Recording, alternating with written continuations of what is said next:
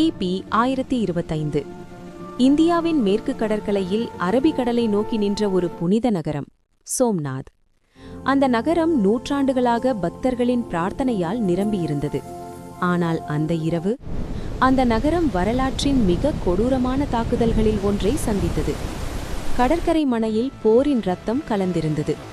அலைகள் வந்து அந்த இரத்தத்தை கழுவ முயன்றன. ஆனால் அந்த இரவு நடந்த அழிவு அலைகளாலும் மறைக்க முடியாத அளவு பெரிதாக இருந்தது.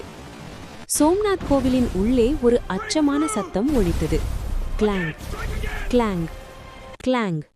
அது ஒரு பெரிய கோவில் மணி கல் கதவின் மீது மோதுவது போல இருந்தது. ஒவ்வொரு சத்தமும் ஒரு உண்மையை அறிவித்தது.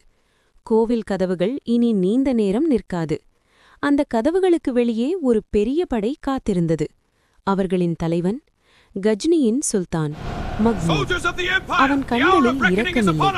அவன் வந்தது போர் செய்ய அல்ல, அவன் வந்தது அழிக்க. அந்த கூட்டத்தில் ஒரு வயதான மனிதர் நின்றிருந்தார். அவரின் பெயர் சோமேஸ்வர், ஒரு வணிகர்.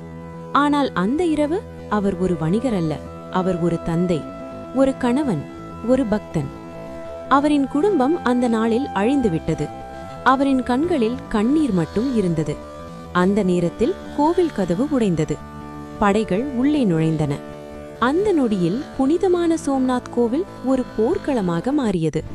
சில நிமிடங்களில் அவர்கள் கோவிலின் உள்ளே இருந்த புனித சிவலிங்கத்தை அடைந்தனர்.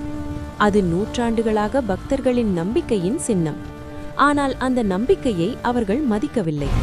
ஒரு கொடூரமான அடியில் சிவலிங்கம் உடைக்கப்பட்டது. அந்த சத்தம் கோவிலில் முழங்கியது. அதை பார்த்த சோமேஸ்வர் தன் முழங்கால்களில் விழுந்தார்.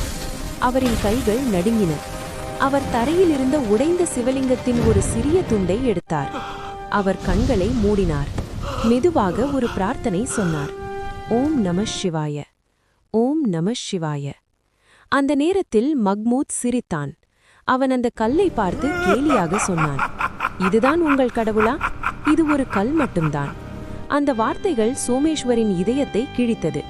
ஆனால் அவர் எதுவும் பேசவில்லை. அவர் அந்த கல்லை தன் மார்பில் பிடித்துக் கொண்டார்.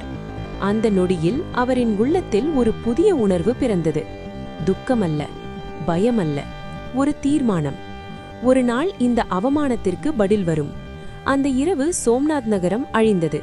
ஆனால் அந்த இரவில் விதைக்கப்பட்ட ஒரு விதை ஒரு நாள் பெரிய வீரர்களாக வளரப்போகிறது. அந்த விதை ஒரு புதிய வரலாற்றை எழுதப் போகிறது.